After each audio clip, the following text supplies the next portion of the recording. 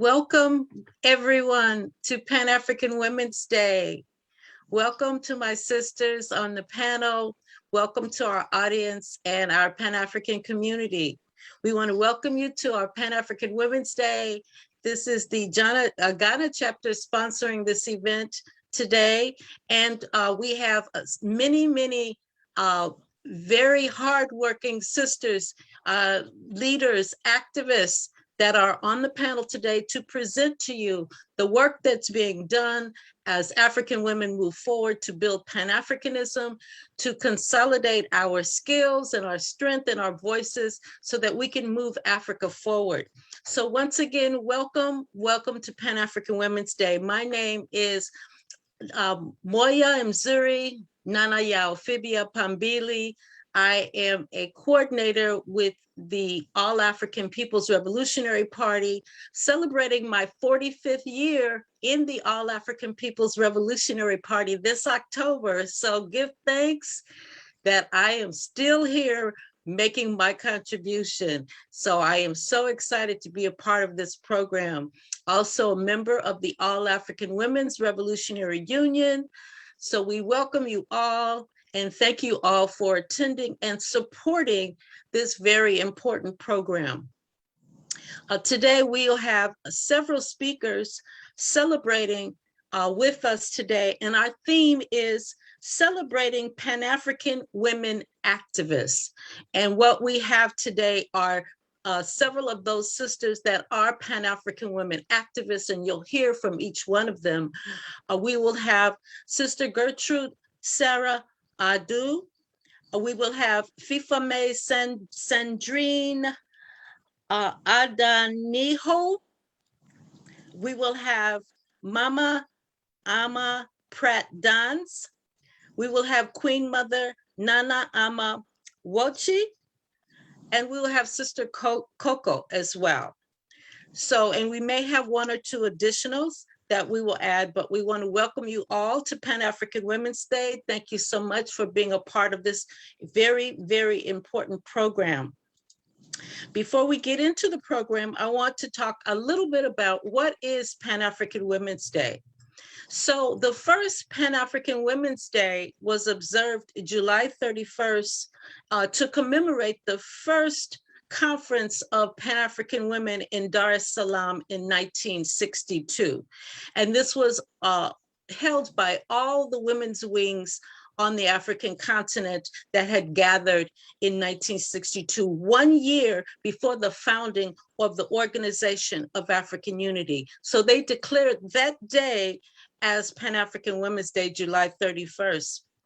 The All-African People's Revolutionary Party and the All-African Women's Revolutionary Union began holding Pan-African Women's Days in the 1990s, also acknowledging South African Women's Day August 9th, when 20,000 women marched on the apartheid government in Pretoria, Africa, demanding the end of carrying passbooks in our own land, carrying identification in our own land, and calling for the end of apartheid in a free South Africa. So we know that women have led and have a long history or herstory of revolutionary struggle and activism, our voices being out front, putting our bodies on the line, and doing the work to unite and liberate Africa. So that is what Pan-African Women's Day is all about, and so much more. And as we continue to build and our sisters continue to do the work, we will expand the contribution and the definition of what Pan-African Women's Day and what Pan-African women are all about. So again, we want to welcome you all and thank you so much for joining us. We're going to be shining a light on the conditions of African women and our sisters around the world, and especially in Africa, and how we are changing our reality. We're not just complaining about what is happening in the world. We are actively changing our reality and helping to create a Pan-African women's reality where women are self-determined, women are active, engaging, and creating the world and changing the culture, so that our sisters, our daughters, our nieces, and ourselves can continue to contribute actively and create justice, peace, and be able to be self-determined in our own societies. So again, this is the role that Pan-African women are playing, and you'll hear so much more today. So again, thank you for joining us, and we will get started. We're going to see a video that is put together by our sister Bernice. Are we ready to start that video?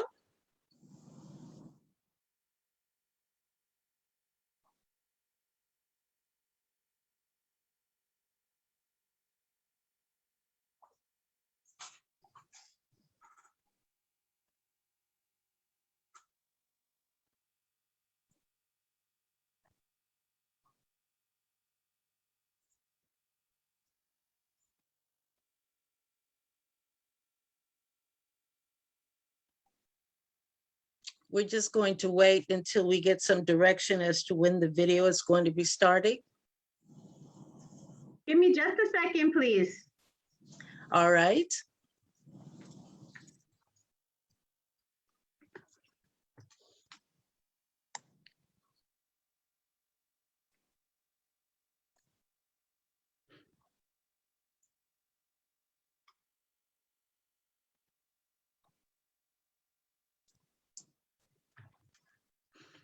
So while we are waiting for the video to start, any of the sisters on the panel, do you have any additional things to add, something to contribute about what today, how important today is, and the work that women are doing at home?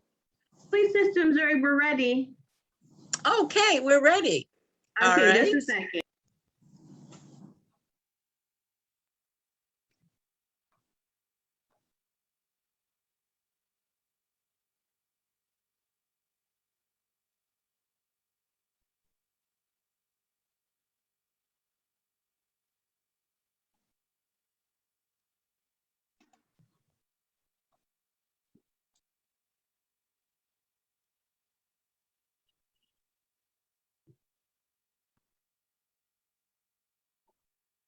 Sorry, technical difficulties. Please go ahead while I figure out what's happening.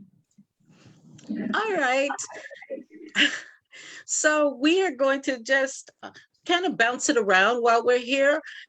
And any of the sisters that are on the panel, what does Pan-African Women's Day mean to you? Anyone feel free to just speak out.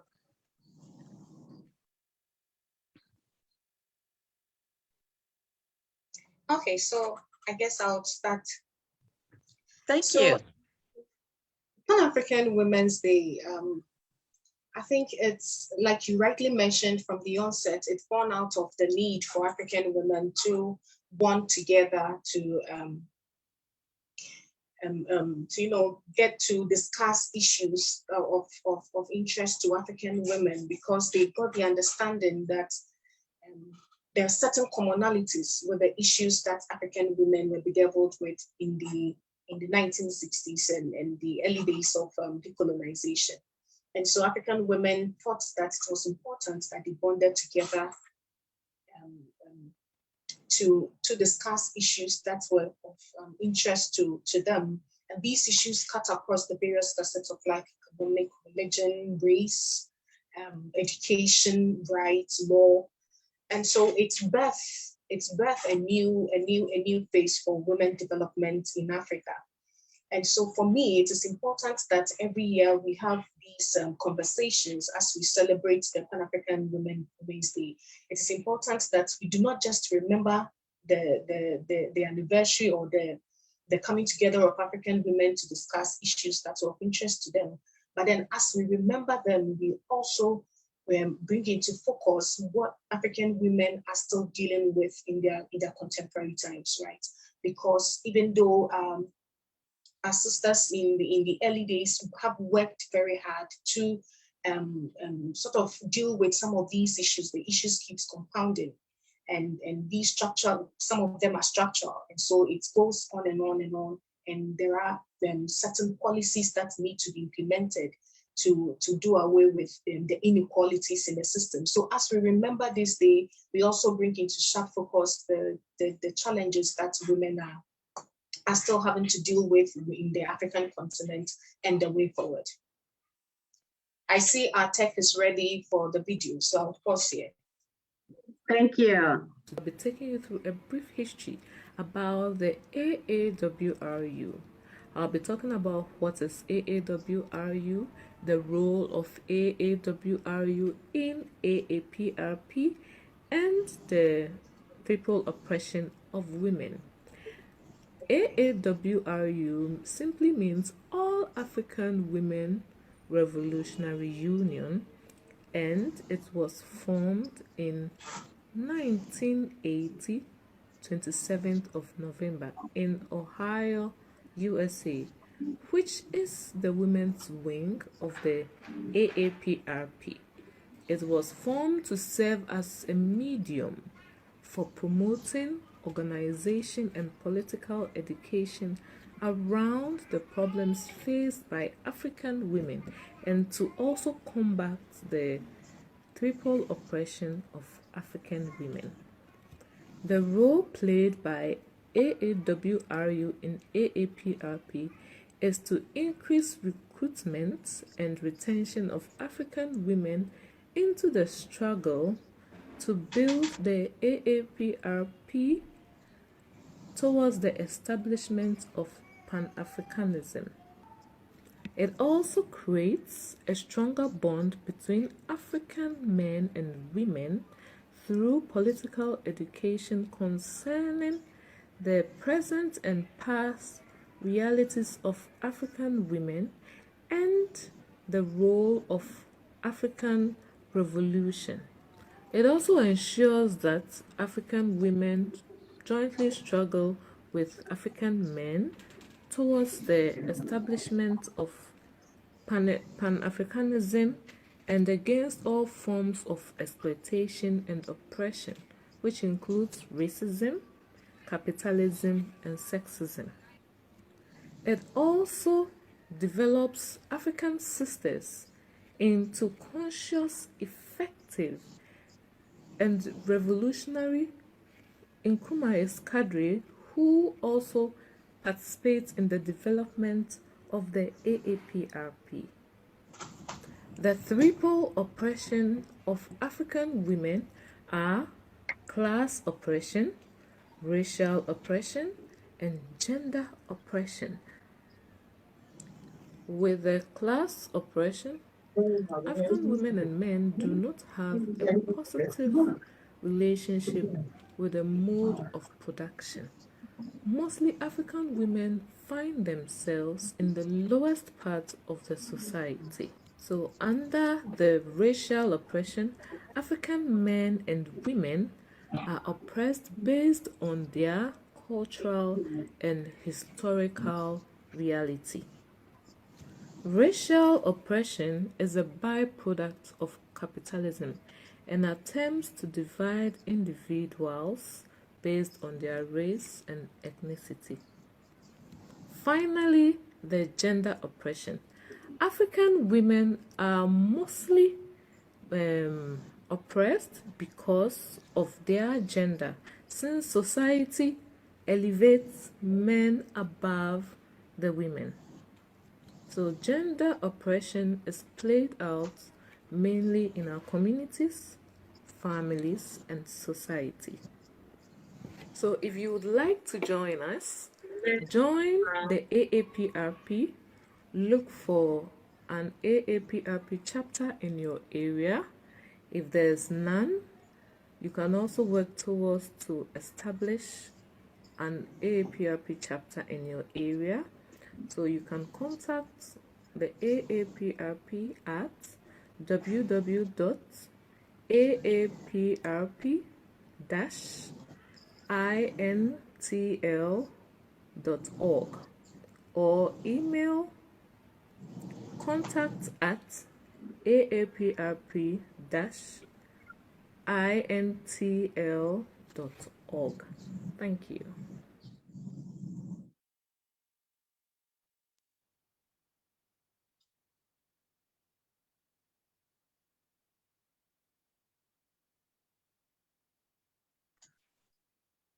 Thank you. Excellent, excellent video introduction, Sister Bernice. Well done, well done. So we're going to start the panel, and we're going to start with Sister Gertrude Sarah Adu, who will talk about a little bit about her work and herself and the importance of celebrating Pan-African Women's Day and what is happening in the Pan-African movement today. Welcome, Sister Gertrude. Thank you very much. And thank you for inviting me to join this panel. So like you mentioned, my name is Gertrude Sarah Adu. I graduated from the University of Cape Coast with BA in African Studies. And then I moved to the University of Ghana for my MPhil, also in African Studies, and I'm presently on my PhD. And the second part of your question is closely linked to what I'm doing for my PhD, so I'll merge the two. So women, why is it important for us to celebrate women, Pan-Africanist women? It is important because women have been very instrumental in the Pan-African movement. The unfortunate thing is that the history of Pan-Africanism has largely been Androcentric. And so we don't seem to hear much about what women have done in the movement, even though women have been very instrumental. And in cases where women have been acknowledged, they are usually, they usually take away their agency from them. And so they are tagged along as sisters, as mothers, as wives, as daughters, and that takes away their agency from them, as I mentioned earlier on.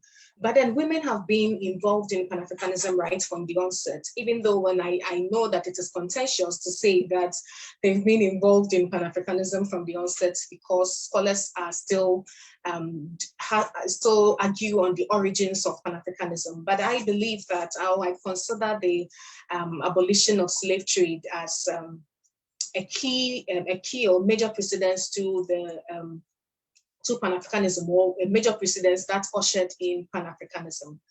And so if we are to consider that, then women abolitionists have been or can be considered as contributing to Pan-Africanism. The unfortunate thing is that we often hear of men abolitionists like William Cowper, William Wilberforce, and John Newton, Equiano, and all of the Toussaint, Louverture, and all of those men who contributed to the abolition of slave trade in the diaspora. But we tend to forget women like Mary Prince, like Elizabeth Herrick, like Harriet Tubman, like Ida Bells. All of these women were instrumental, played a key role in the abolition of slave trade, right? So, and even when we jump to the 1900s, when some scholars claim that Pan-Africanism began formally, right? The formal organization of Pan-Africanism beginning from 1900, when Henry Sylvester Williams held the first Pan-African Congress. Women were very instrumental as well. And these women who contributed to the first Pan-African Congress did not just contribute their monies or provided accommodation for the participants, but they also contributed intellectually, right? So we see women presenting papers. They presented, for example, Anna Cooper presented a paper, Anna Jones also presented a paper on the preservation of racial equality, how the Europeans intend to, or the West intend to maintain racial equality for their own gains, right? And so these women have thought deeply about Pan-Africanism and the need for them to be involved in the movement right from the onset. When we jump also again to the Fourth Pan-African Congress, actually, scholars like Logan makes us aware, for example, that the Fourth Pan-African Congress was birthed by two women. It was birthed by Mrs. Adi Houghton and also Mrs. Dickerson. And according to Logan 1965, these two women approached Du Bois about the need for them to have the Fourth Pan-African Congress in 1927. And they actually insisted that that conference should be held. And then a similar thing happened in 1945 after the Second World War. And that was on the initiative of Amy Jasgavi, who also approached Du Bois about the need for them to have another Pan-African Congress after the Fourth Congress in New York.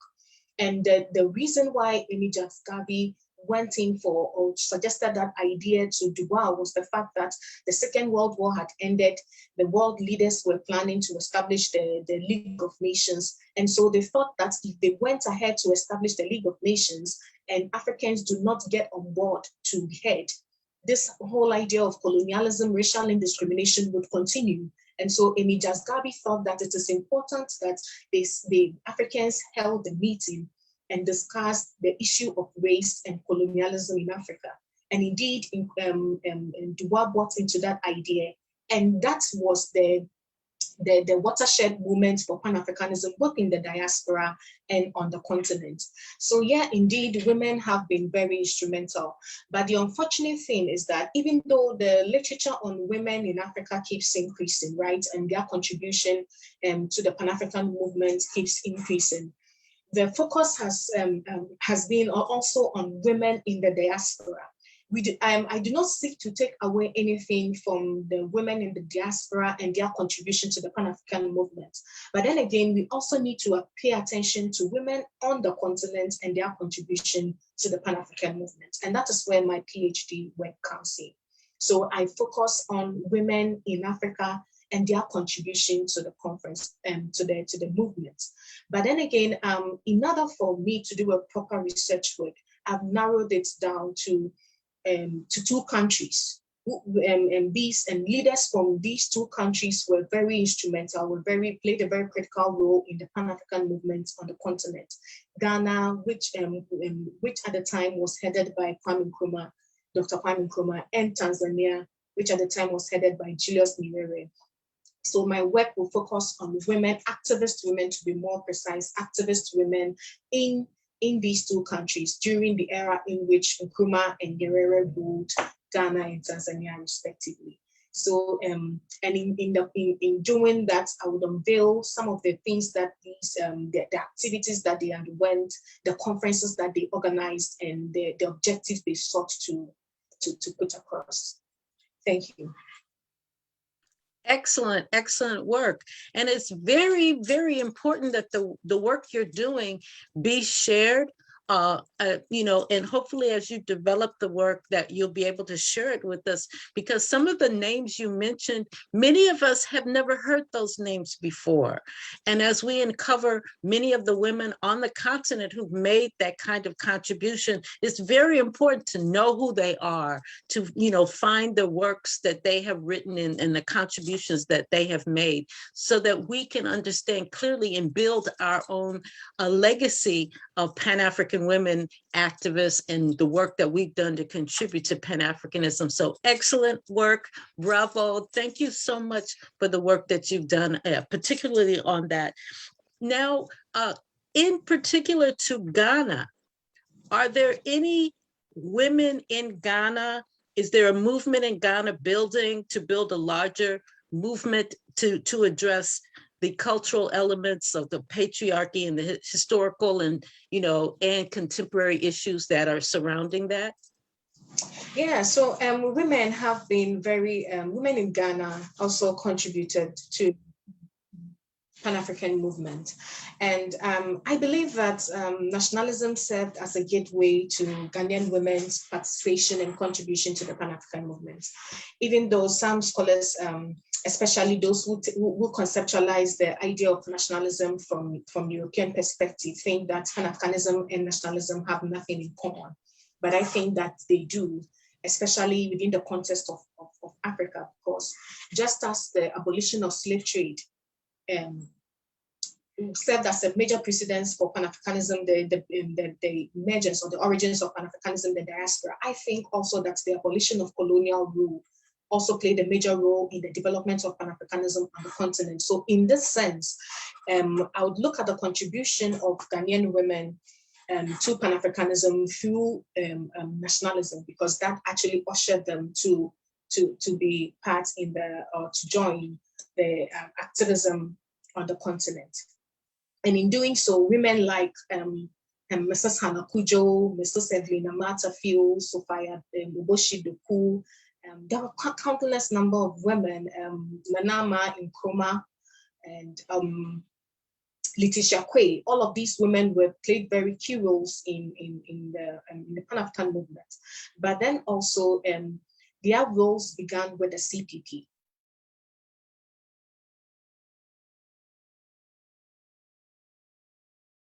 The party of and the party, this woman or the CPP enabled or gave the platform for women to flourish in so far as political activism is concerned.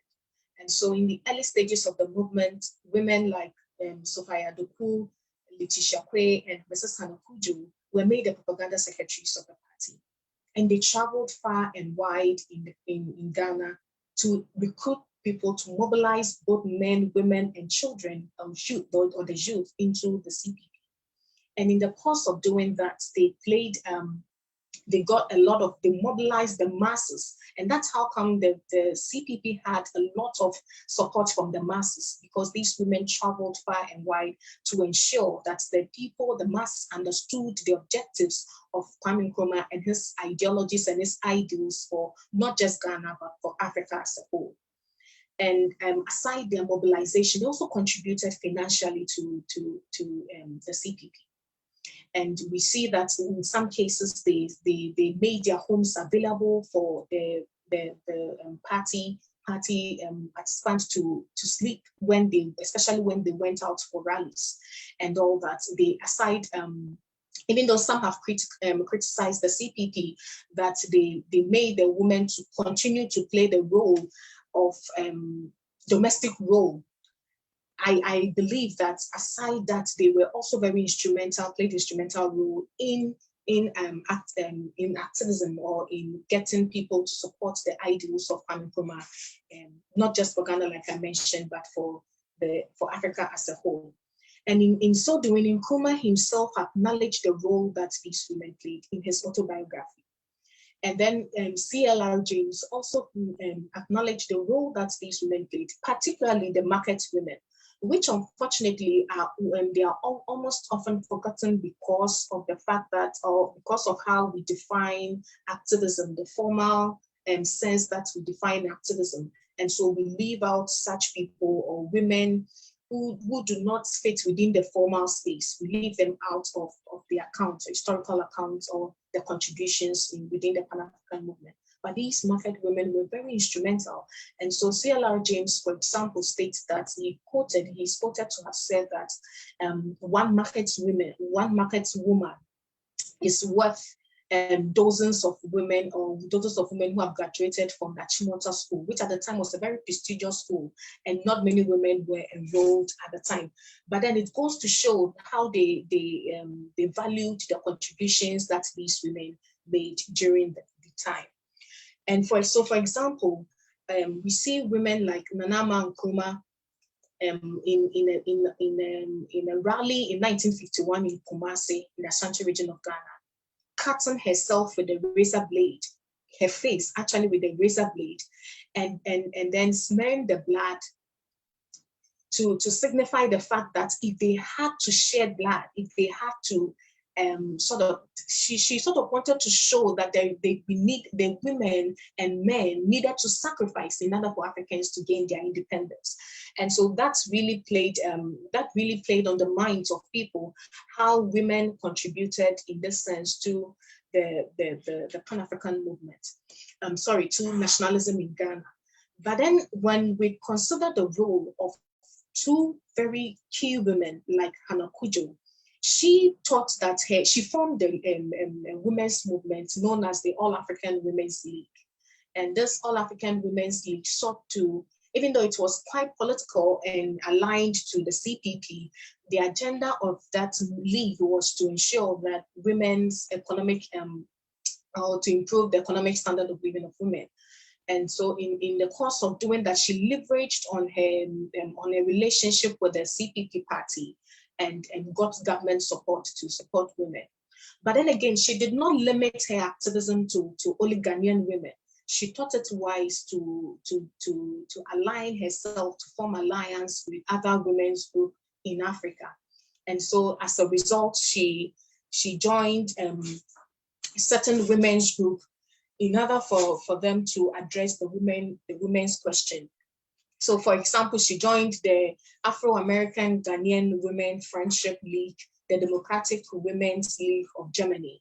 And likewise, we also see Mrs. Evelina Martefield, who also formed the Federation of Gold Coast Women, which later became the Federation of Ghanaian Women. And this federation also, for the Federation of Ghanaian Women, it was a non-political association, organization. But then also the leader, Mrs. Evelina Martefield, aligned or formed alliance with Funlayo Ransome Kuti, who at the time was also a Pan-African activist in Nigeria. And the idea that Mrs. Evelina Martefield had was for her to align with another sister from West Africa, from a West African country, so that they will build their synergies within West Africa, and then they can move on to the other regions in West Africa. And so, like I said, she connected with Funlayo and Funlayo Ransome Kuti. And but then in 1960, Kwame Nkrumah, when we became a republic, the president at the time merged all the women's group in Ghana to form the National Council of Ghanaian Women. And under this council, they organized the very first conference of women of Africa and African descent, which brought a lot of women from the African diaspora and within the African continent to Ghana. And it was the first of its kind to be held on the continent, modeled after the All-African People's Conference. And so women, really the Ghanaian women that organized the conference really went all out to ensure that this conference was a success. And the theme and the various themes for the discussions over the period of days that the conference was held. Excellent point, Sister Gertrude. If you could just close your comments so that we can move on to the panel. But thank you so much. Excellent points made, especially about the role of market women and the role that women played in the movement. Yeah, thank you very much. So just to round up, the conference of the Women of Africa and African Diaspora discussed issues about gender relations, about education of Ghanaian African women, and then also they shared issues of commonalities between the common issues or the common challenges that women in Africa and African women in the diaspora and African women on the continent had a challenge with.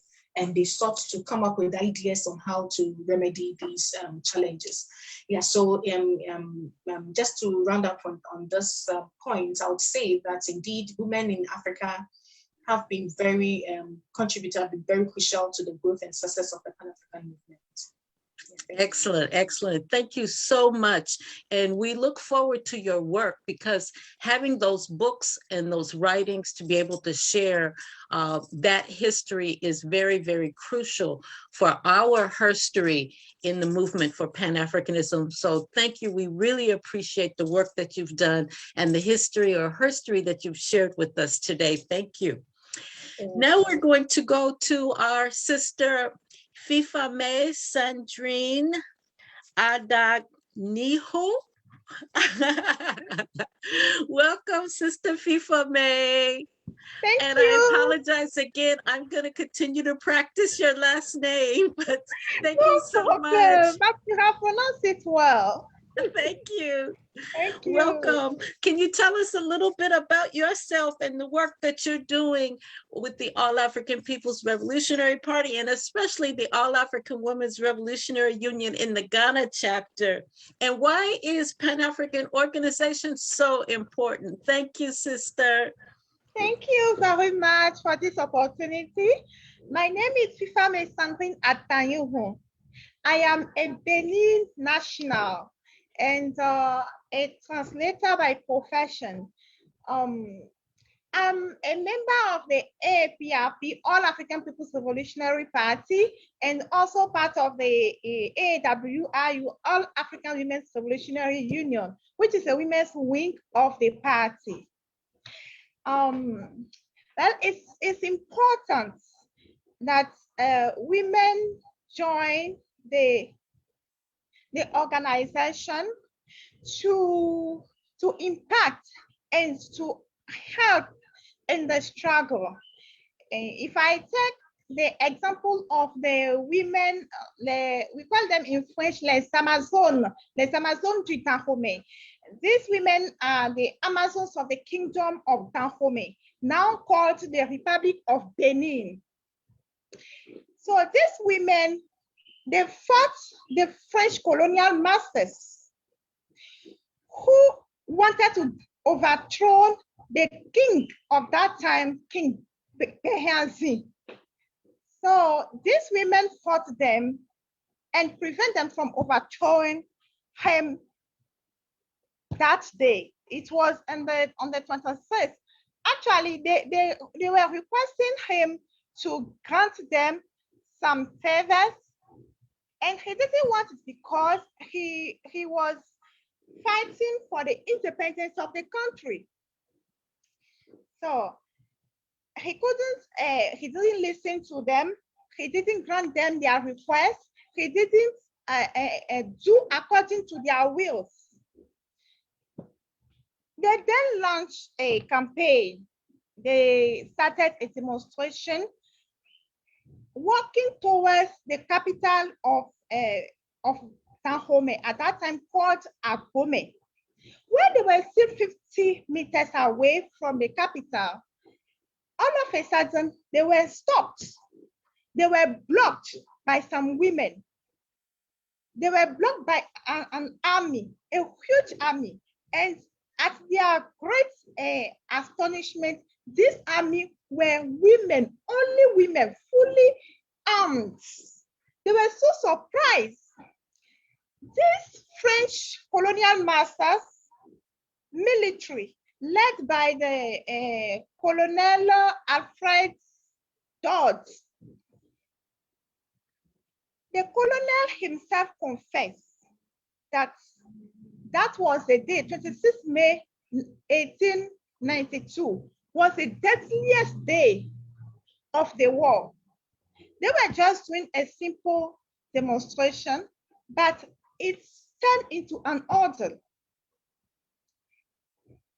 And these French colonial masters called these women the Amazon. They were actually the one who gave them the name Amazon. Normally we call them Mino. Mino means our mothers. So these were the women who went to the front line to stop these colonial masters, military. They were actually a troop going to overthrow the king. And this is what happened. A lot of them died. These are something that women do. did. So now, at that time, these women, they fought physically. Today, we are asking women to join our organization, not to fight physically, but ideologically. Women can do great things. Pan-Africanism speaks about unity. Africa must unite. Africa must unite. So, if women join this organization and know the importance of the unity we are talking about, they will surely educate their children, their siblings, their surroundings, their brothers. When you educate a woman, you educate a nation. So it's important, very important for women to join our organization. Not only A-APRP, but any Pan-African organization in the world. It's very important for women to join to be able to get a political education. Now, can you imagine a woman who gets this education from our work studies is able to transform her home, from the home to the community, from the community even to the top. So there won't be any complaint.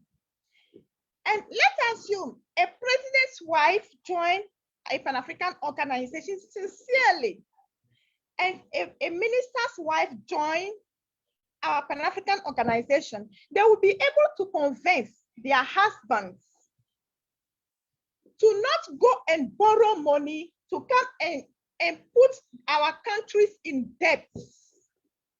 Women, they can use any way possible to do it. So women play big roles in our society. Now, we know there were wars in many countries. I will not specify any, but there were women who stood up, they were tired of the war, and they asked men to stop. These women, some of them, they couldn't do it physically, they didn't fight physically, but they initiated a lot of things and were able to convince, they were able to bring these men to their knees. They stopped the wars. So these are the capacities of, these are the power that women can use. Now, please a minute.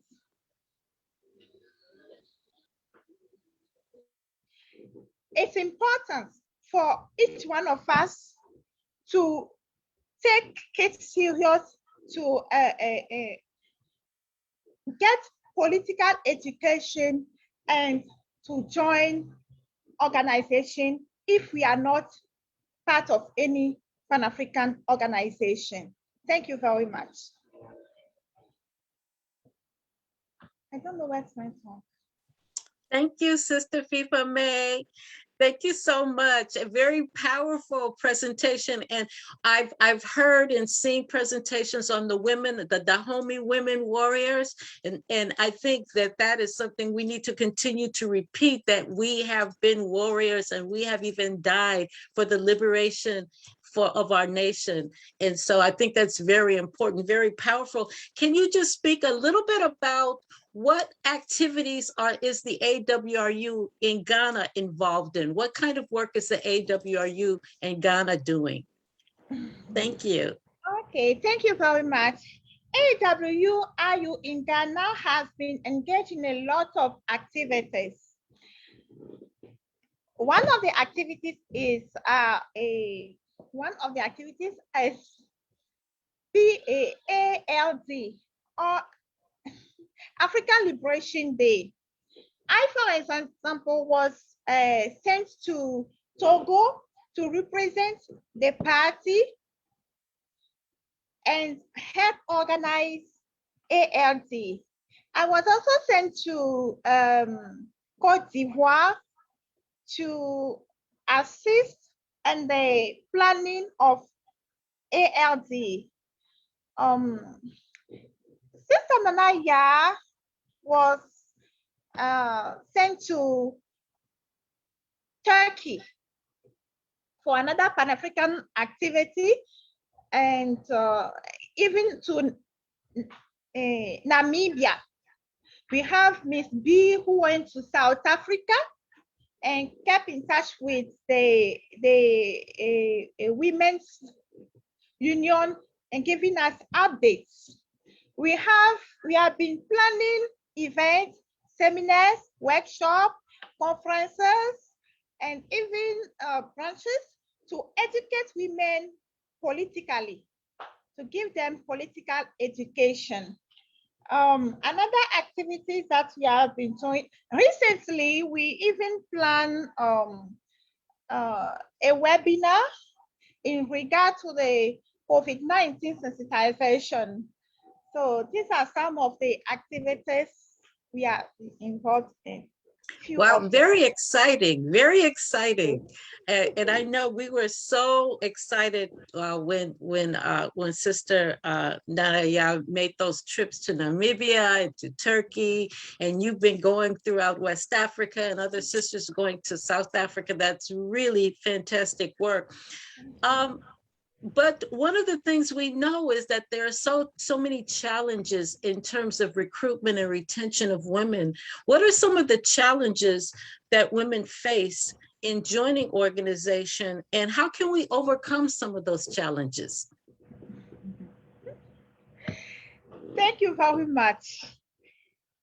Well, there are lots of challenges women are facing, and these challenges are preventing them from joining the organization. One of the challenges is lack of interest.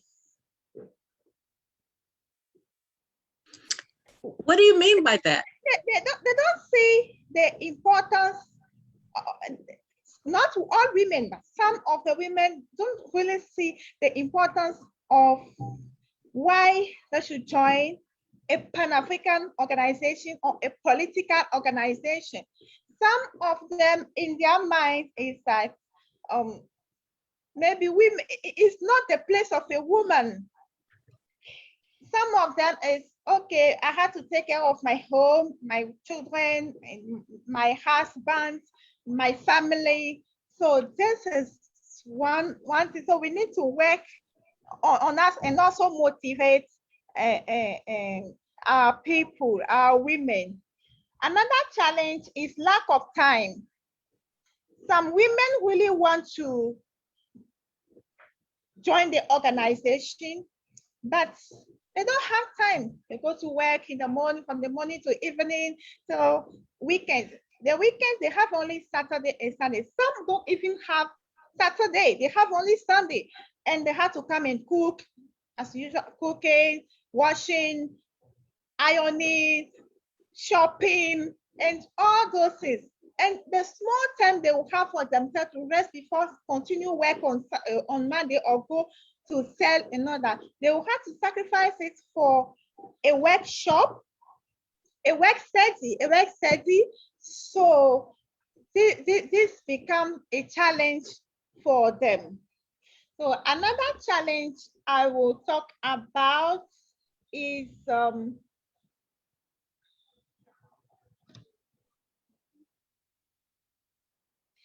unemployment. Unemployment and underemployment. So a lady who doesn't have work to do, and she has to, she will not even be concentrated to what we are asking her to do. She's looking for opportunity. The moment she even joined the organization, she starts looking for opportunities. The moment she doesn't get the opportunity, she will be discouraged. And few times you will see that they start going.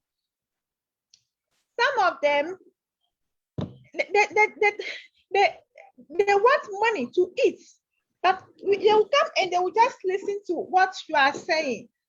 Some of them, even though they want, they have the desire to join,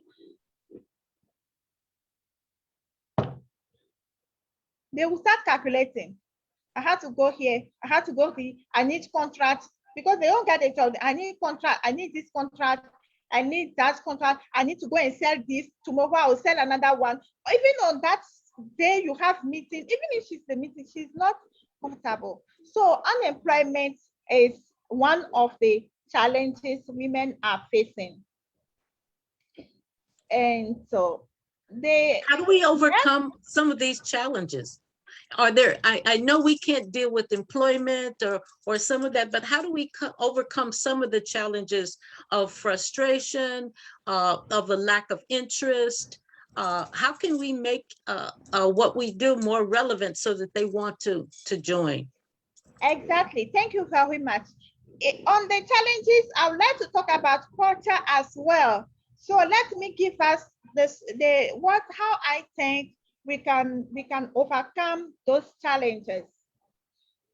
First, I think we need to motivate women. How to motivate them? For example, let me take my typical example. I was invited to a work study. Then from the work study, after the first and second work study, I was called to translate some documents, which is my area and something I love to do. So I think when we are able to recruit them, we should give them something they like to do. Good idea. Rather than them to come and sit down and just listen and talk and go. I will take the example of our sister Nanaya. She is an accountant by profession. She's the one keeping our money for us here in Ghana. In few weeks time, we will be having another program for women. That is, it will be the health work. We have Sister Bernice with us. She is into health. She is into health and she likes exercise. She likes sport a lot. So we have assigned her to do that. She's doing it. She's very happy doing it. So I think we should give opportunities to people to do what they love doing. That's an excellent idea. Thank you so much. Thank you so much. Thank you. If you could kind of close this section to talk about how can we retain women? For us to retain women,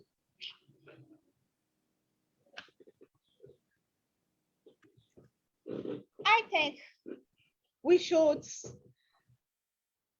apart from the motivation is also part of the retaining them, the motivation, and also try to get to people who have a job challenges, opportunities. We don't need to create, our party doesn't create job, but when you see that somebody, you can recommend somebody who is new and you are not even job, when you are able to identify somebody's problem or somebody's challenges, find a way to help in a small way that you can. You don't have, the chapter doesn't have to kill itself, but if we can help, let's help in that small way.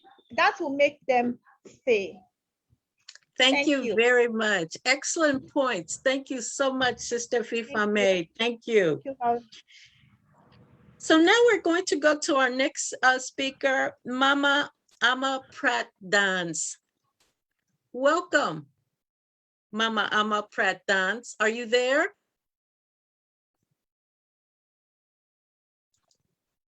Yes, I'm here. Hello. Welcome, welcome.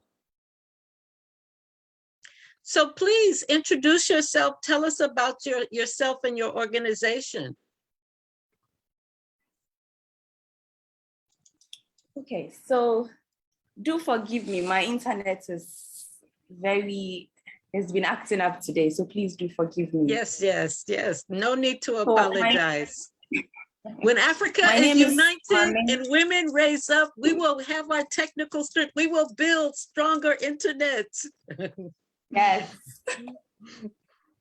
So tell us about yourself, sister. Okay, my name is A-APRP. I work with Pan-African TV. I am a member of the Socialist Movement of Ghana. My foundation, my personal foundation, is the Obasima Foundation, which is, very actively working towards, women development. So essentially, all the organizations that I work with are actively involved in women development, from Socialist Movements of Ghana to the TV station that I work with to my foundation. So yes, right place to be right now. And what exactly does the Socialist Movement of Ghana, what kind of work do they do around women? And do they have a separate women's association or women's wing? And tell us a little bit about the work that they do around women. Okay, so the Socialist Movement of Ghana started as an activist think tank for uniting the struggles of the peoples of Africa and also of the world, using socialism as its tool. So essentially, this is what my organization is about. Now, as to a women's wing, over the years, it's evolved, from a think tank to a forum, became a Socialist Forum of Ghana. Now it's the Socialist Movement of Ghana. That happened this year. So at the conference this year in Winnipeg, that transitioned us from a forum to a movement. As part of our final, the final resolutions that we had, we have been tasked to form a women's wing. So as I speak with you now, a committee has been put in place. We are trying to look at all the modalities that there are. But I think that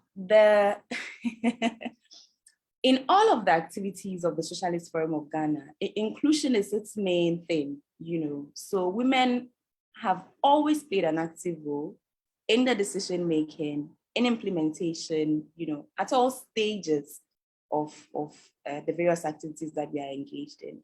I'm excited that at that Congress, the conference, a very serious decision was taken to now formalize all the, involvements that we do, the work that as women we put in, and give us our own wing.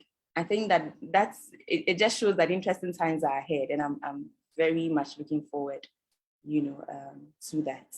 Yes. And that's good to hear. Congratulations. So in terms of the international activity, what kind of work are the women engaged in internationally?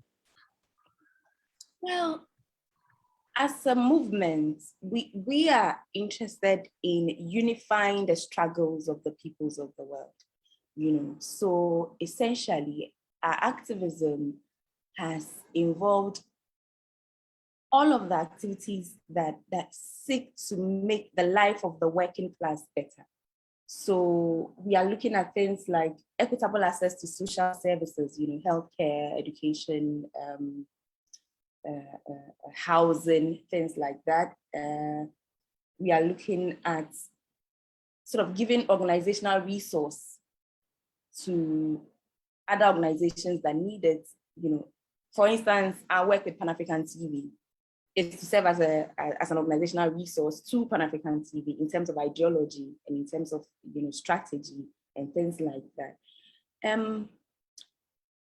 I think that as women of the organization, our key interest is in smashing the system that exists now. It's not to partake in, how we always ask for seats at the table. It's not to sort of perpetuate what exists.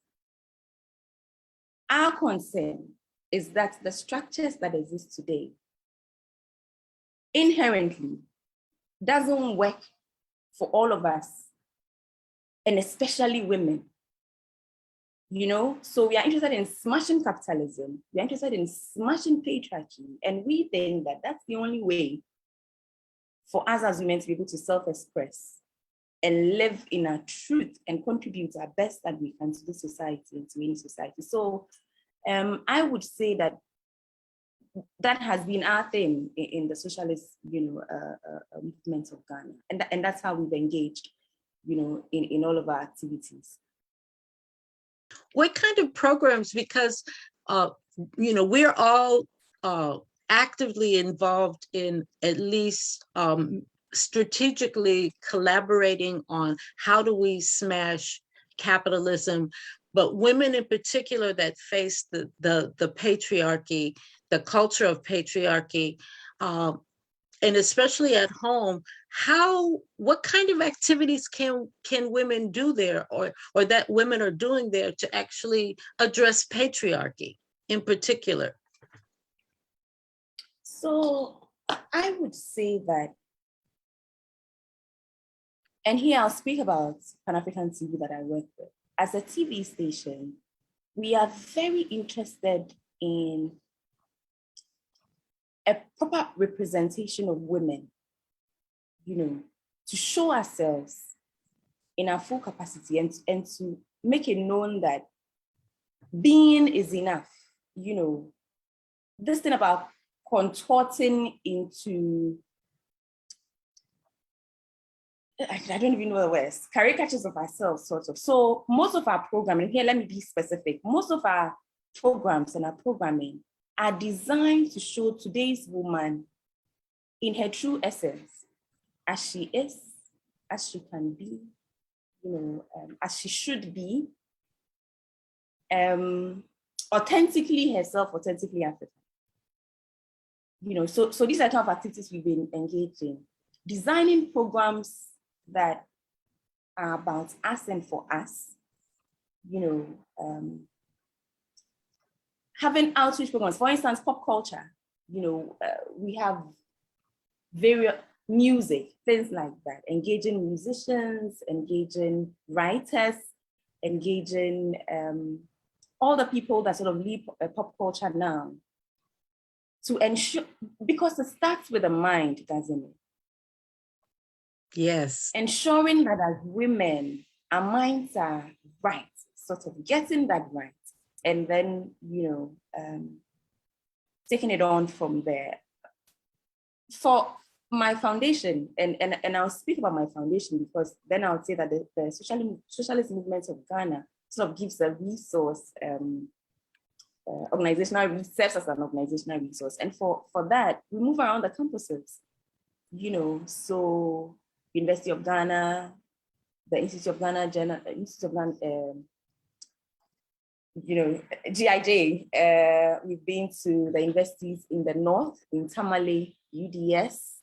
We've been to the University of Science and Technology, and we are engaging these university students in conversations, actual conversations, about our place as women today,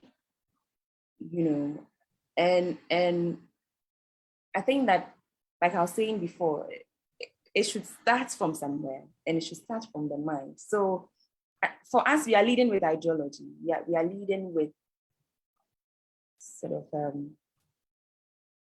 that,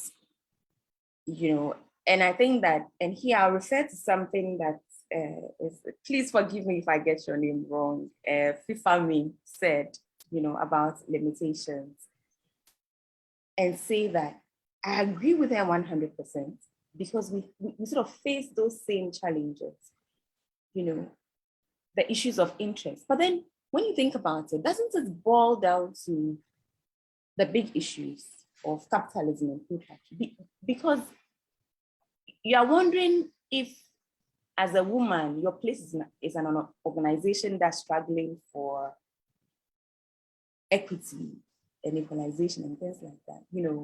You've been programmed to think that that would be a waste of your time if you have kids that need to be fed and things like that. But then it's all interconnected, isn't it? If there's a better system that works for you, your kids will get fed, And so for us, we appreciate all of these limitations, and 100% I agree with Fifami about everything she said. But then we want to tackle it from the top, straight there. Let's get rid of capitalism. Let's get rid of, and then we can appreciate everything else in another context. Yes, excellent, excellent. And what role do women play in collaborating in terms of Pan-African organizations? How can we do better?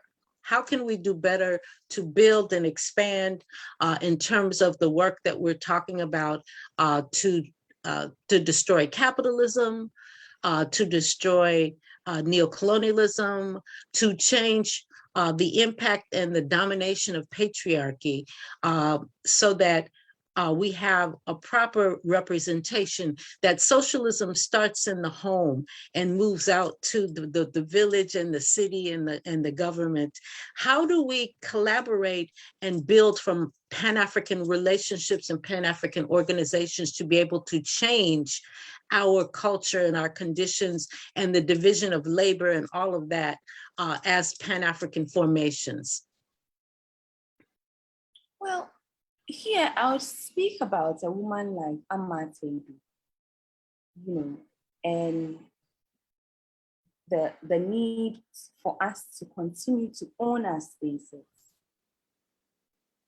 Because there are some of us in these organizations. For instance, there are women in the socialist movement of Ghana. And for the spaces that we are in, and all of us here, for the spaces that we are in spaces that recognize equality and recognizes the need to have us, present, represented.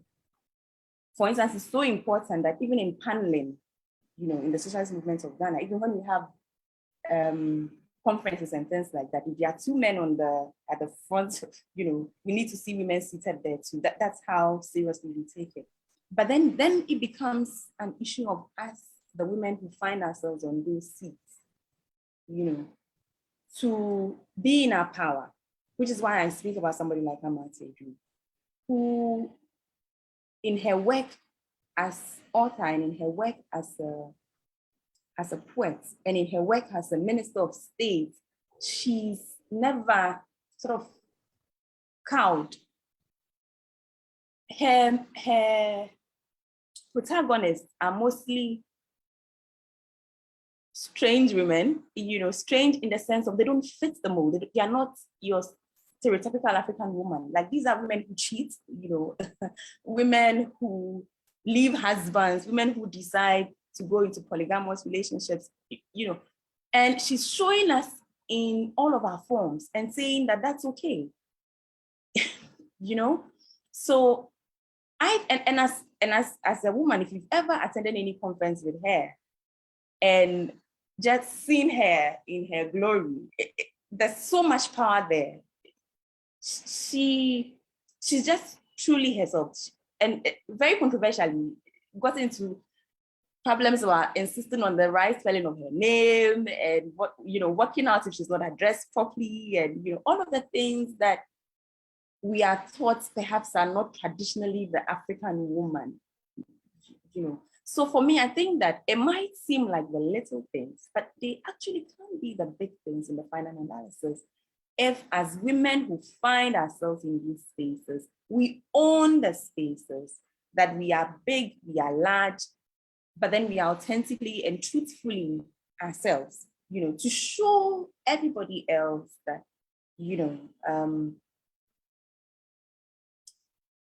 this is who we can be, this is who we should be. For me, it's very important, because like I'm saying, we don't have the struggle of not being given a seat at this table. And here, let me use fit in the mold statement, like having a seat at the table. We don't have those type of issues, because in our organization, well, in my organization, it is important that a woman is seen, But then the issue then becomes for me that you're the woman that's given that opportunity to be seen, that you actually be seen. That you insist on being seen and being seen in all of your power. So for me, that is where, and it might seem again like Elizabeth, I think it's a really big thing. That for me becomes the starting point, that we be present, that we own these spaces and engage with our men, so that the women who follow can engage with their men too. Excellent, excellent. Well, thank you so much, Sister Ama. And we want to encourage you at the end of our next speaker, we're going to open up so the audience can ask questions. But thank you so much. Congratulations on the soon founding of the Women's Wing for the Socialist Organization of Ghana. We're so excited. We're going to collaborate more. So we're so excited that that's happening for you. And thank you so much. And we will again talk and ask you to interact to answer some of the questions at the end. But thank you so much for joining us and giving us your insights on what's going on through the Socialist Organization of Ghana, a movement of Ghana. So now we're going to go to Queen Mother Nana Ama Woche, our healer, organizer, activist on the ground. So we want to welcome you, Queen Mother Nana Ama Woche. Are you there? I'm here, and I can hear you. Welcome, welcome. Thank Welcome. Thank you. Thank you. So tell the audience about a little bit about yourself and the role that you play and in the traditional work that you're doing. Okay, so my name is Nanama Wacha II, Queen Mother of Shama, a community in the Western region in Ghana. I am a nutrition officer by profession, working with the Ghana Health Service. And as a Queen Mother, we are perceived as traditional leaders, role models for usually the female and then the children in the community. But also a Queen Mother has a very powerful role, like selecting the next chief in line. That makes us very cardinal in decision making when it comes to royal ruling and decision making, because you have to know what is right and then choose the right person to lead the community. Now, in the past, the Queen Mother was regarded very powerful, looking at Yasantua as a role model, very powerful, led this revolution against this British and then won that war. But somewhere along the line, when colonialism and this government issues came in, it's kind of relegated the women and the Queen Mothers into the backseat, like backstage. We became like the people that give advice at the back, but we don't show our faces. Yes. So that's kind of what we're doing. But my opinion and my view is that if we can do that at the back, why not just show our faces in the front? If our wise advisors help the chiefs and the leaders of the community to make the right decisions, then why not just show our faces on the front and then help people make the right decision? One, as a Queen Mother, you are seen as a mother to everybody. The person doesn't have to be your biological child or biological relative or anything. But since you are the Queen Mother in the community, you are a mother to everybody. So you should be able to instill some good morals into anybody and everybody that comes around you. That's the role of a Queen Mother. So it doesn't matter whether you are young or whether you are old, you have to know your roots, the morals that you were brought up with, and then try and pass it over. But as time goes on, it looks as if that moral is just fading off. And I, as a Queen Mother, and in my position, think we should bring it back. The African moral, the Ghanaian morality, we should bring it back. And then let our girls, our females know that they make the men. We are the women that make the men. We give birth to them, we train them, we make them who they are. So if we are the Queen Mother, if you are the Queen Mother, or if you are a woman, you have more power over the man. We shouldn't compromise. We shouldn't accept that role that they have given us. You are the mother, you have to be in the kitchen, you have to be in the house, you have to concentrate on making the home. So I make the home, and then the country is messed up. My children are definitely going to leave the home and go into the community, work in the country, in a messed up situation, in a messed up society. But if every woman, every mother is bringing the child up in a very strict moral mindset, then they won't go into government and become corrupt. They won't go into workplaces and start looting and doing all the wrong things that we see as a social vice. The battle is in the mindset, is in our head. And as women, we can win this battle before the children become men and then they become who they want to be in future. That is my rule, and that is Nanama Wacha II, Queen Mother of Shama. Ashe, Ashe, I definitely agree. Thank you so much. So what are some of the programs that you've organized for these women, for these young girls? Some of the things that you have done in the community that have really strengthened them? Okay, so my focus always is with the adolescent female. Like it said, train up a woman and you train up the whole nation. But I also have this, catch them young and they shall be yours forever. You know, we've lost our focus as Ghanaians, as African women. We've lost our focus. We kind of want to follow these, these people. They have a good thing going, but they don't have a culture. We have a beautiful culture. Africans, we have a very beautiful culture. We are morally right in the mind, but because we keep copying what is out there, we have left what is ours at the back.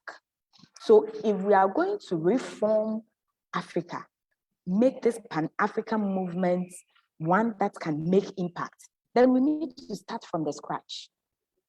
We need to start empowering women right from the beginning, from home, because charity, they say, begins at home. If I am able to bring up my child well from home, when they go out, it is not going to be easy for them to be corrupted. And even if they are going to get corrupted, not every one of them is going to get corrupted.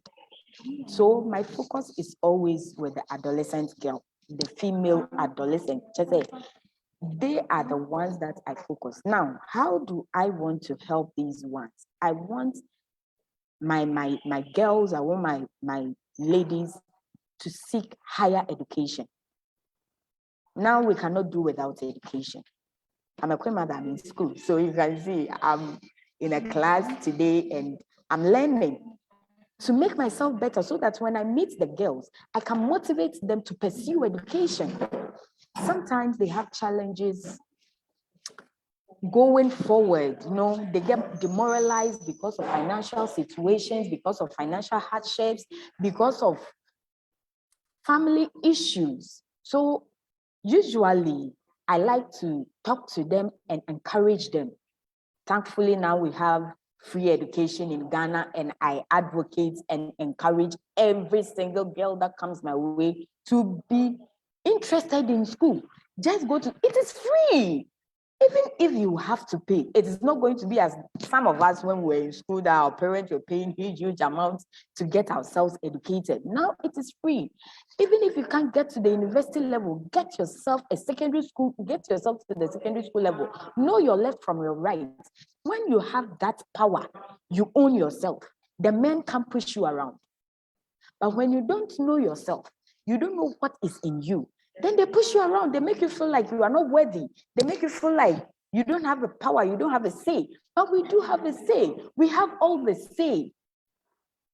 As women, my only motive is that we make the men. We make them who they are. If a man is going to grow to become a president, it has to come from a mother, and a mother will have to be the doctor, be the teacher, be the motivator, be the pastor, that is the role of a mother. We are multi-purpose. And because we are multi-purpose, we can do everything we put our mind to, but we limit ourselves. We allow ourselves to be limited by the situation surrounding us. I tell my girls, go beyond. Let the sky not be your limit. In fact, let the sky be your stepping stone. Get to the top. I always tell them, when you are in a plane, there is no traffic in air. But in the streets, there is always traffic. If you want to be ordinary, you are definitely going to meet people who are ordinary and you are going to crash. But when you become extraordinary, when you want to do things extra, you get criticized, yes, you get antagonized, yes, but it shouldn't stop you. That is a challenge. That's why I like the theme for this year's Pan-African celebration. That's it's a challenge. We need to challenge ourselves to become better. If it is a trade you want to learn to become the best out of the trade. If people are becoming center for excellence, let's you, if you are associated with me, be the hallmark of that center for excellence. Not in just that aspect, in terms of morality, in terms of attitude, in terms of living right, making the right decisions. I educate my people, I educate not just even the adolescents, but the women that come around me, that you should always let people see the good in you than to exhibit the negativity that is surrounding you. Don't emit the negativity that is around you, but try and go inward you and do something good every day. That's the power of a woman. The power of a woman is to make the home a better place, even when it is worse. In the worst scenarios, mothers have a way of making the home the best place for their kids. So we have power. In fact, I have power. I know I have it. And we can let people, the men, know that they are in our hand. They cannot be anything without us. We are not an option. They can't make us an option. They have to make us a priority when it comes to decision taking, when it comes to planning, when it comes to taking the decision for the country, for the home, for organizations. I think we can do that. So one, I've already started. I have a lot of children that I motivate to continue. Some of them, their parents are helping them out. Some of them, I have to take it upon myself to see them through school. So I have some in school, I have some learning trade. I have some who wants to just go into business because that's what the entrepreneurship is what they want to do. So I'm just coming up with a foundation, an A-AWRU foundation that is just going to look at getting scholarship, educational scholarship, entrepreneurship scholarship, anything to help the female adolescent grow up to become a woman of confidence, a woman that owns herself, a woman that cannot just be pushed around and decided for have children. Like some women cannot even decide for themselves the number of children that they want to give birth to. Meanwhile, you are going to be the one carrying this pregnancy, 9 months, breastfeed, do all the work, and yet you don't get the chance to decide how many you want to have. Why? Because your husband says so. Please, I am not for that. I am not for that. It should be the decision. It shouldn't be the sole decision of the woman, but the woman should have an ample room, or should have an equal opportunity to make that decision happen. And that is what I want every adolescent girl growing up in this Pan-African environment to develop in their mind. Like I said, it's in the mindset, in their mind. But before they grow up to become the workers they will be, before they grow up to become the mothers or the wives or whatever they want to be, they have to start seeing themselves as people who are to be cherished, people who are to be recognized. Self-image is it. That's it. They need to build up their self-image and then improve their capacity so that later we can make the right decisions. And then now we can get into the higher places and help in decision making. Excellent. Very powerful work that you're doing there, and so needed. In closing, how can women, our Pan-African organizations and the women in these organizations, how can we support the work that you're doing? Okay, so the work that I am doing is usually socially, is like right now it's like I'm running an NGO. It's just something that I'm doing to help everybody. But if I get to scale it up, bring more girls, because there are more people that I can help. And I just don't want to end it at my community, my town, or in my traditional area. I would love to just extend it to other traditional areas, even if it becomes a national program, a national foundation, like help everybody everywhere. Get them to know themselves better, do the right thing. So if the Pan-African organization wants to help, maybe you can help me establish my foundation and help me get scholarships for my girls and those who want to go into entrepreneurship training, whatever.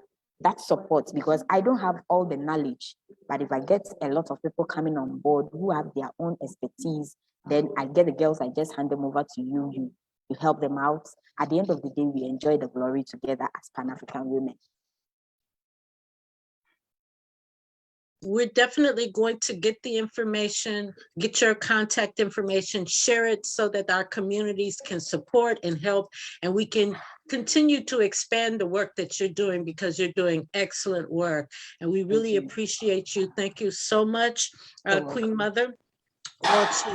And now we're going to open it up to our audience. We want to ask people to unmute themselves, raise your hands. And if you have any questions for our panelists today, that have done an outstanding job, I must say. Thank you all, sisters. Very powerful presentations and information and the work that you're doing. Excellent work. So are there any questions from our audience?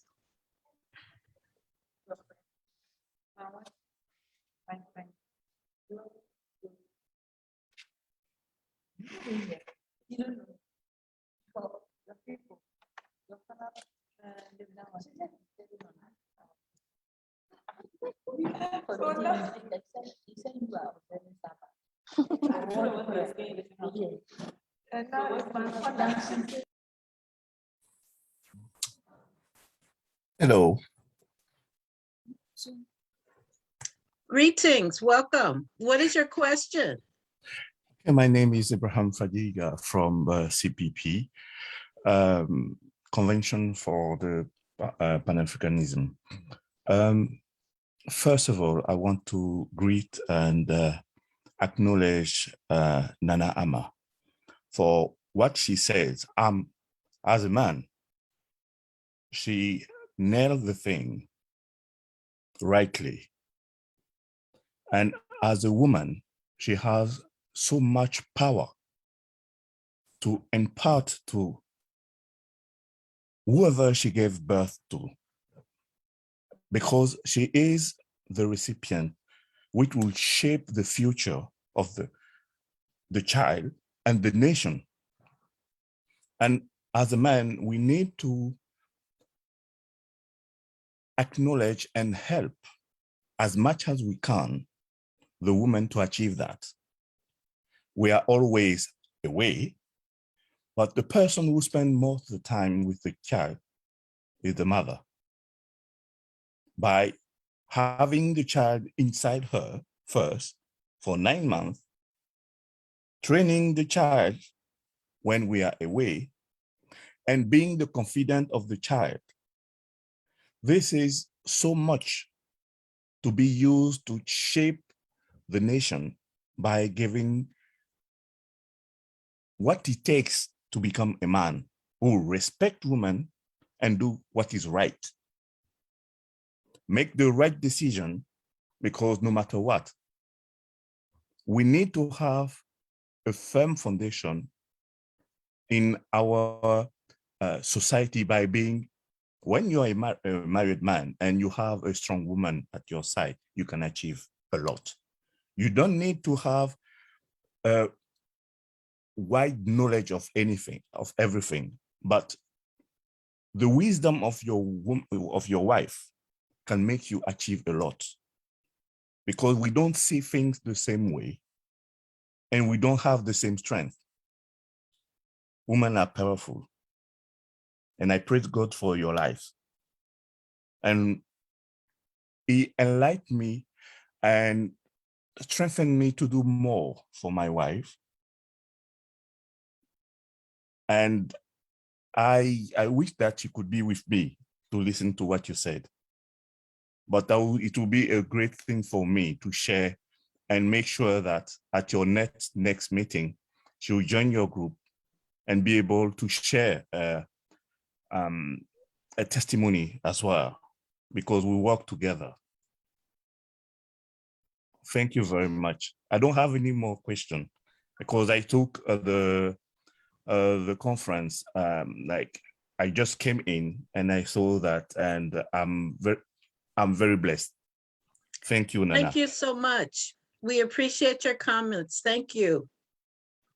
And we also want to share that there is going to be a Thomas Sankara annual conference, Legacy and Justice for an African Hero, Sunday, October 17th. That's next Sunday at 9 a.m. And the Zoom link will be shared. And this would be a part of a program that Dr. Njiba Firwat will be speaking at the Thomas Sankara conference. So we want to encourage it.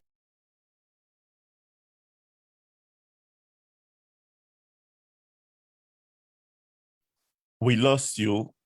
There's no more. Okay. Yeah. I'm sorry. Thank you, Brother Abraham, for your comments. And we want to invite people to participate in the upcoming Thomas Sankara conference, which is next Sunday, October 17th. And we'll provide the link that's in the chat. Is there any others that have questions or comments to our panelists, our outstanding panelists that we had today? Any other questions or comments? Go ahead. Okay, so I have first of all, I want to thank everyone. It's a wonderful program. And so because of my friendship with Dr. Njiba Firwat, so I had to suspend everything at this moment to be here, and then to show support, not only to her, but also to Gertrude, Sarah, and then to also Fee family that I've met those two. We've been working with Dr. Njiba Firwat. Glad to see all those wonderful faces here. And I've invited a few of my friends. I'm glad to be here. My question is just for Gertrude. When she was speaking, beautiful presentation, but I think she has so many things to share. She did not mention any name of a Pan-Africanist. I have not heard. Maybe if she said and I did not hear it. A name of a Pan-Africanist leader, woman who fought for alongside with Nyeri and many others in Tanzania. So can she? Because when you ask the question, Madam Pambeli, you focus your question on Ghana, and then she spoke only about Ghana. I would like to know more about what women have done and some of the names in Tanzania. Thank you very much for your question, Professor Naka. So I'm sorry, my internet is on and off, so I have to turn off my video. But with regards to Tanzania, indeed, women also played role in Tanzania. And one of the names that readily comes to mind is Bibi Titi Muhammad. She also got into Pan-Africanism through nationalism. And so during the anti-colonial movement in Tanzania, she organized the women's dance groups in Tanzania. And at the time, they appeared to be just dance groups and apolitical. And so the colonial government at the time did not see them as a threat, the dance group as a threat to mobilize people in support of Nyerere's agenda. And in doing so, one of the groups that she used, the Ngoma dance group, they came together, mobilized like the market women did for Ghana. Bibi Titi Muhammad led them together and mobilized in support of Julius Nyerere. And in 1962, when the first Pan-African Women's Conference was held in Dar es Salaam, she was very instrumental in organizing that conference. And from there, she actually came up, she was one of the pivotal women who brought up this idea of African women having common problems to which they could come together, build and merge their synergies to battle or to address some of these issues that African women had to deal with at the time. And so, yeah, indeed, I may have forgotten about, or I did not mention some names from Tanzania, but what the name that readily comes to mind now is Bibi Titi Mohammed and her Ngoma dance group in organizing not just for Tanzania, but for the Pan-African movement. Thank you very much. Thank you so much. And we want to thank you, brother, for participating in the program, supporting our sister panels. And are there any sisters on the line that have questions or comments? Raise your hands, please. Any questions or comments from our sisters in the audience? Can I volunteer someone?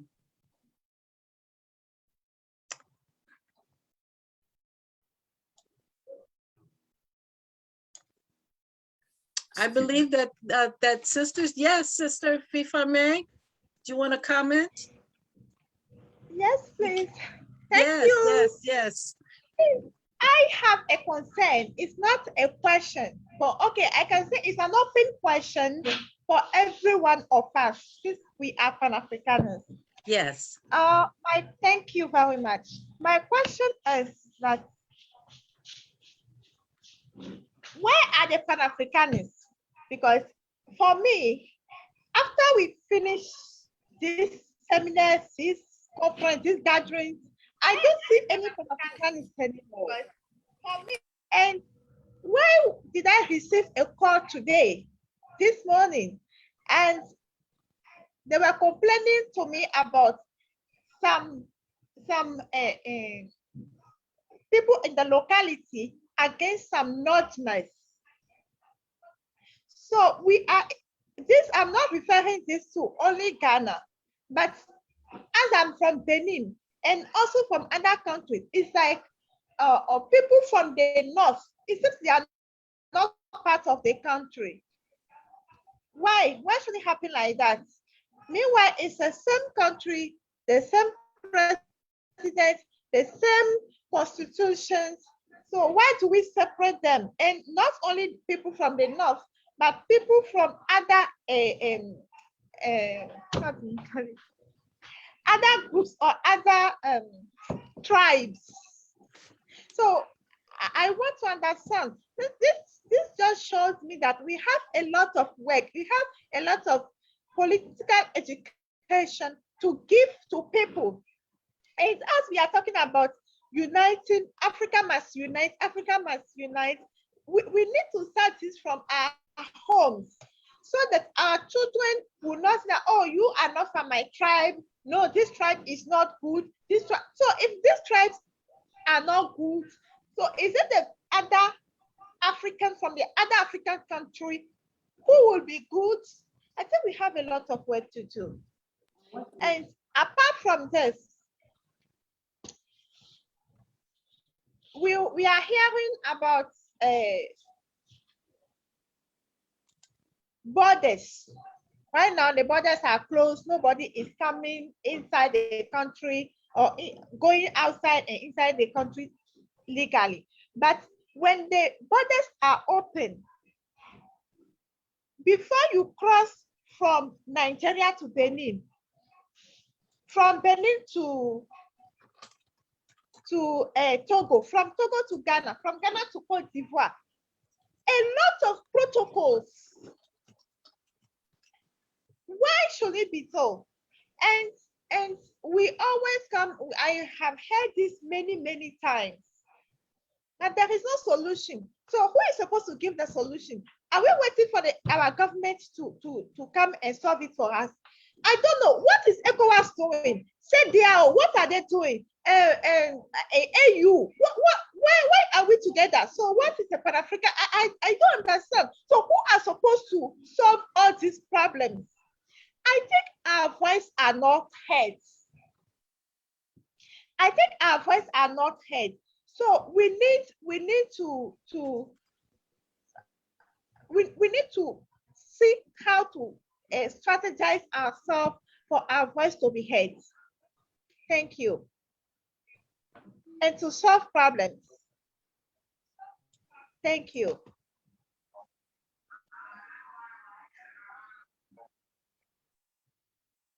Please go ahead and respond. Can I speak? Yes, Nana. All yes, right. This is Nanaya, and I first of all want to congratulate everyone. Our speakers did a spectacular job with all the pool of knowledge they've shared here. We are blessed, and our minds have been sparked once again on what is really happening, and to reassure ourselves as women that we are the pace setters. I also have I don't know whether it's a question, a solution, or kind of an answer to what Sister Tiffany has just put up.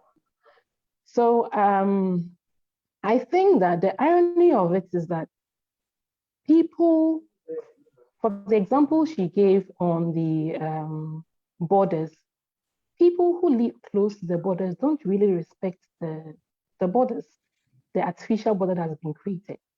It is some of us who are who are far from the borderlands who kind of respect it and want to go through it. But when you go to Aflao, Togo, the Togo border, the indigents, just cross in and out.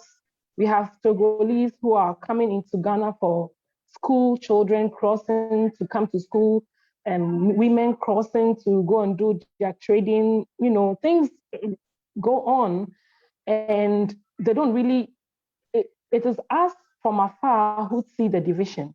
I think that people, especially women in these regions or these areas that Sister Fifami has mentioned, it's not that they don't know about what is happening. They really, we actually have to go for proper education from them. They are really having a direct impact of what the system is pushing on us as African women. What I think they need is a sense of direction on how they can pull these knowledge they have and experience they have together so we can champion to cause that change we are looking for. This is my thought. And also the people who have these kind of knowledge in these interior areas of the country, whether in Ghana or in any part of the world who are Africans, are not even on this platform now as we are having. They are far from us doing this conference or talking about celebrating Pan-African women, Pan-Africanism. Or they are far, how many people can even get online and join a Zoom call like this or be on Facebook? Or these indigenous do not even have access to technology as we have. So it becomes a job for us to move into the interlands where these people are privileged of electricity, technology, and Facebook, Zoom, and all of that, and get to learn a bit from them. And then we, with the added knowledge, strategize on how to put these possible solutions or problems into a channel where it can reach a vast lot of people and henceforth provide a solution or seem to get a way to get into a solution of what we are talking about now. Because honestly, we have people who don't even understand English, who really understand the problem of African women. How are we going to communicate to such people? Or how are we going to even understand them if they don't speak the language that we understand? And if we are not able to interpret what we mean or what they also want to, the message they want to send across to us, how do we interpret this? So this has become another obstacle into pulling all these knowledge and resources together to champion our cause. This is a suggestion that I think I have, and if we look into it, could help in providing solutions. Thank you, Sister Nana. Yeah, and good to see you again. It's been a long time. Thank you so much. One comment that was in the chat is when women organize, the whole society organizes. So we also have to realize that women are the majority. Throughout the continent, women are the majority. So when we organize, it will happen, but we must unite and we must organize. So we have a hand raised when Sister Amawochi and Queen Mother. Go ahead and speak. All right, thanks. So my question to Sister FIFA May, that where are the Pan-Africanists? It's just me and you. Pan-Africanism is in the mind. We have allowed ourselves to be changed by some people's ideology. We have allowed some, who tells a child to go out there and act like racist against another tribe? Who does that? It comes to the house, the mother instills it into the child. Now the child starts growing and has this idea that somebody out there is not good, somebody out there is better than somebody.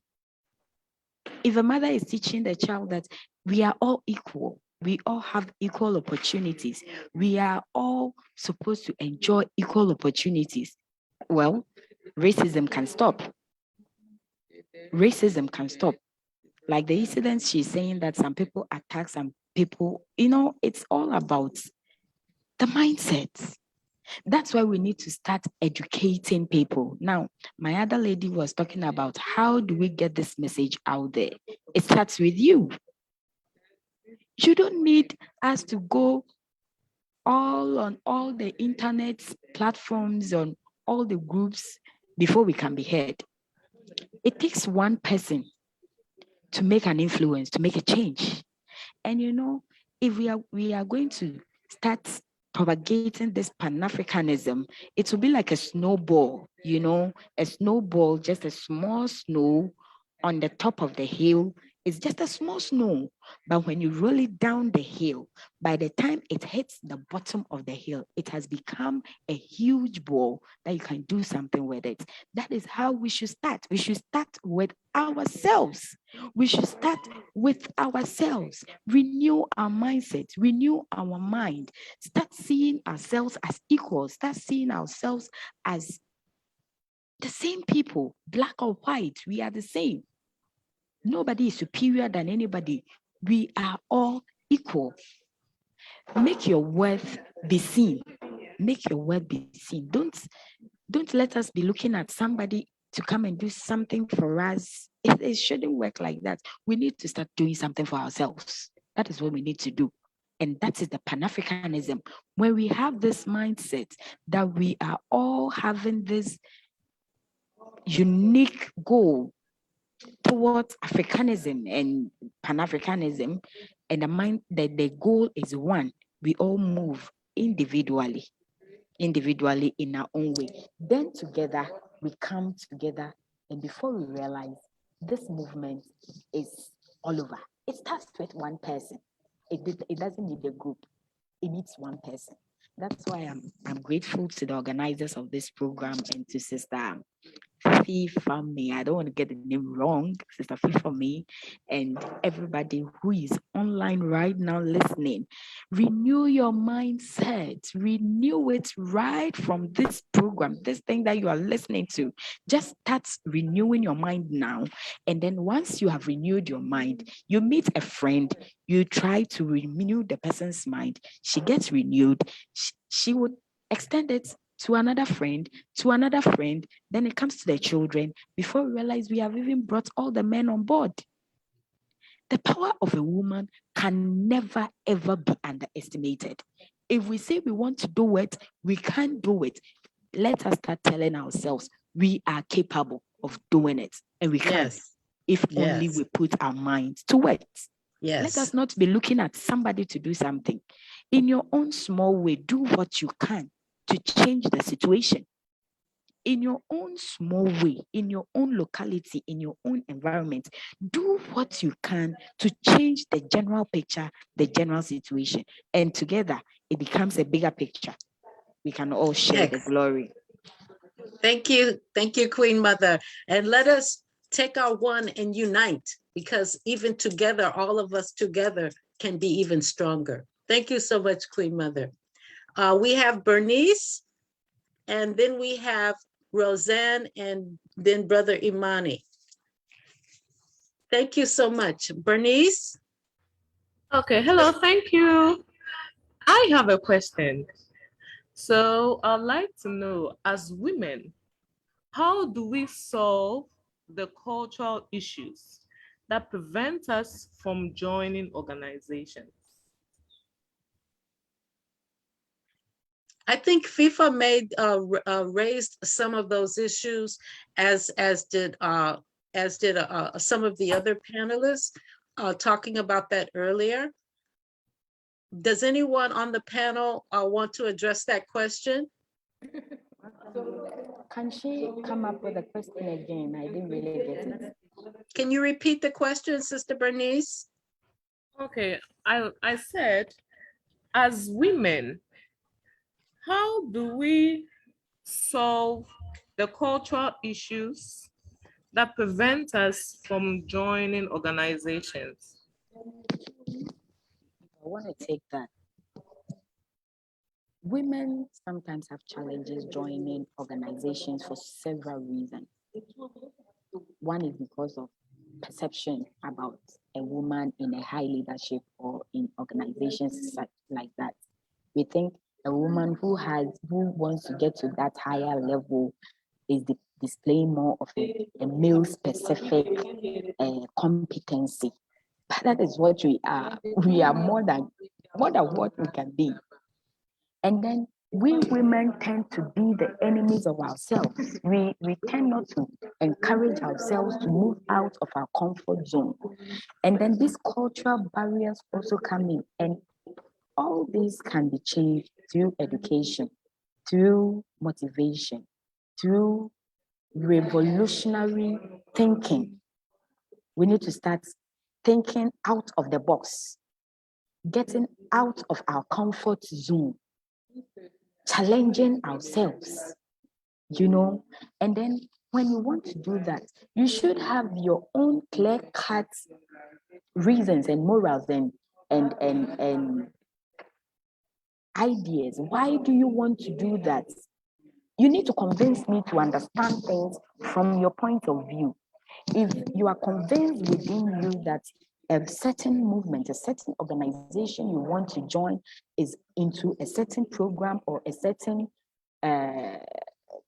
function that can impact on society, bring a positive impact on society, then you need to convince people, why do I have to be part of this?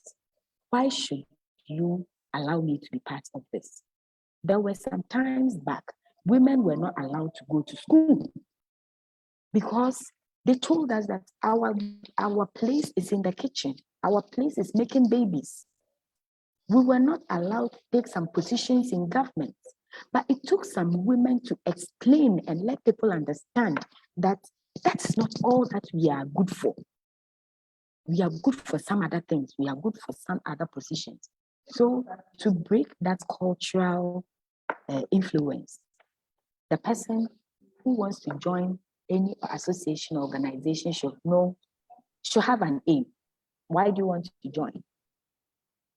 And what impact will you join be on society? Is it going to bring a positive impact? Is it going to bring a negative impact?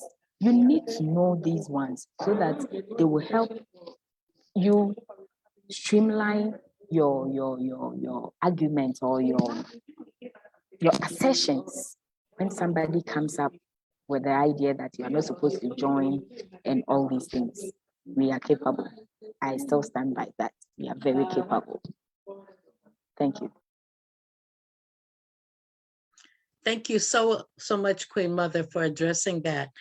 Our last two questions are from Sister Roseanne and Brother Comrade Imani. So Sister Roseanne, are you still on the line?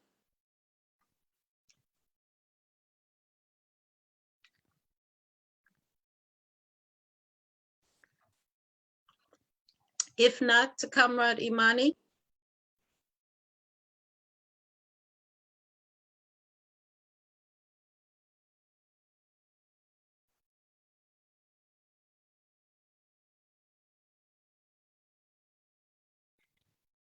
Roseanne or Imani. If not,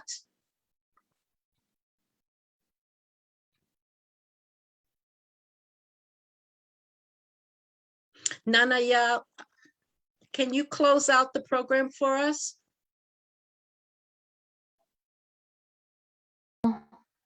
Okay. Since there may be technical issues with Imani or Roseanne, so let's close out the program. Thank you so much. All right. So I would like to say a big thank you to everyone who joined in celebrating Pan-African women, Pan-African activists. As we celebrate women, we are also celebrating our men. But it's our day today, and it's joy to see that our brothers, our men are also here to celebrate with us and also to share knowledge with us. It's been a very productive 2 hours, very insightful 2 hours. We've rekindled our knowledge, our thoughts have been sparked to organize, and organization conquers everything. We have learned that we should start from ourselves by changing our mindset. Have the thought of you being able to do it. When we have that thought, we gain power to be able to organize with others with like minds. Organization is key. I'm entreating everyone who is here and anybody hearing my voice that it is only an organized people that can make a move, a significant move. And so if you are not in any organization, this is the time to get yourself in an organization. And not just an organization, but an organization that is working for the people, for the African people, everywhere. Get yourself organized, acquire the knowledge, be ideologically inclined, understand what is happening. It is not about individuals. It is about a system, and it is only an organized mass that can uproot or overthrow this system. Until then, we are going to be in a market space, which we don't really want. This has been organized by All African People's Revolutionary Union of the Ghana Chapter of A-APRP. Sisters and brothers from different organizations have been here because they tune with us. They understand what is happening and they celebrate women, knowing that women have always been in the forefront of others. Without the woman, you don't have a nation. And without an organized women force, we are not going anywhere. Forward to African unity, and without the struggle of women, African unity cannot be successful.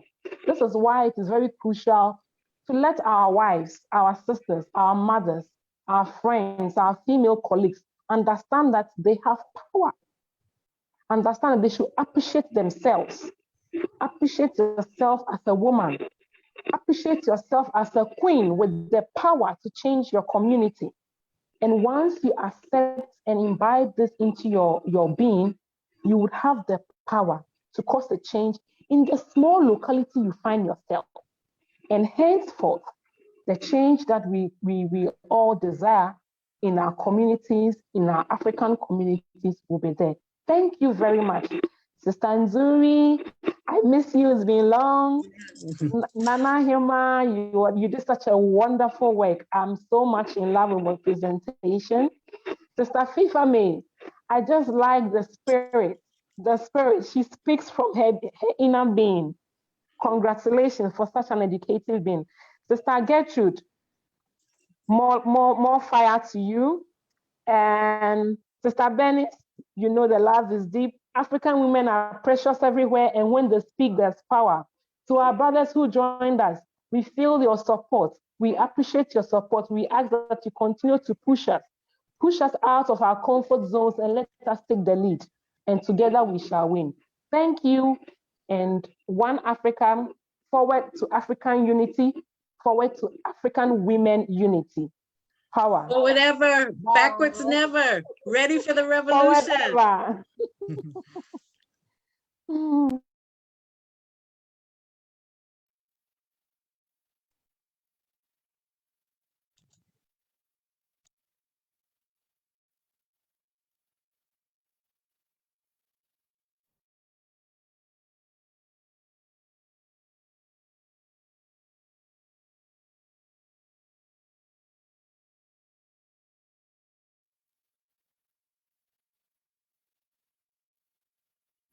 She takes a picture, and in that picture is this ET.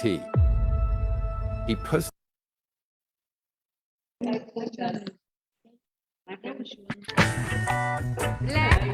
Have we closed? Yes, we've closed. Have we closed? Are we done? Yes, we've closed. Yes, I think we closed. I just gave the vote of thanks. Oh, okay, Yes. sorry about that. Thank you so much, and nice meeting all of you. Thank you. Thank you too. I wish You you are such an all the best. inspiration. I would love to meet you in person. Yes, and I wish all of us to go back to our roots. Let's start investigating back into our roots and going back to our roots. Learning the morals from the past. It's the best. We had the best and we still have. Let's get home.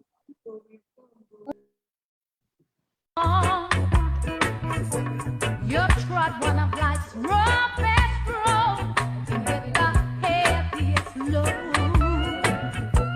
To be someone to belong, but you're nearing your mile and a half furlong. Don't give up now, just pray for strength now. For you I dedicate my song. La la la la la la la la la la.